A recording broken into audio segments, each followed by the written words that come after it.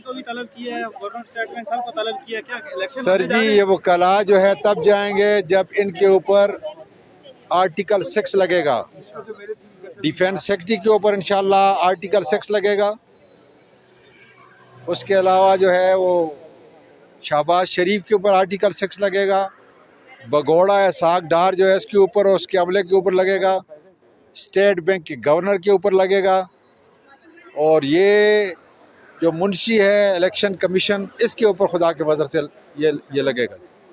हर वजीर को हम सुनते हैं वो यही कह रहे हैं 90 दिन में इलेक्शन होने चाहिए, उसके बावजूद इलेक्शन नहीं कराए जा रहे, इस वाले से क्या कहना चाहेंगे? इसलिए कि उनके आका हैंडलर्स हैं, उनके आका उनको लाने वाले, चोरों डाकुओं को लाने वाले जो मुल्क को मेरे लूट रहे हैं वो हैंडलर्स हैं।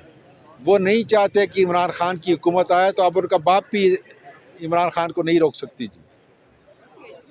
और बेंच के हवाले से बेंच पे हर दफा तनकीद होती है, जो पीडीएम इकट्ठी हो जाती है, जो भी फैसला आता है। देखें, आज़ाद कश्मीर में अगर हमारा प्राइम मिनिस्टर 1.5 मिनट के अंदर डिस्क्वालीफाई होता है तो आज इसलिए जमा है, 5वां दिन है, ये काला कोट इसलिए जमा है इंश्योर करने के लिए कि हम अपनी अदालतों के साथ खड़े हैं, कानून के साथ खड़े हैं, आइन के साथ खड़े हैं, किसी का नाजायज़ दबाव बर्दाश्त नहीं किया जाएगा।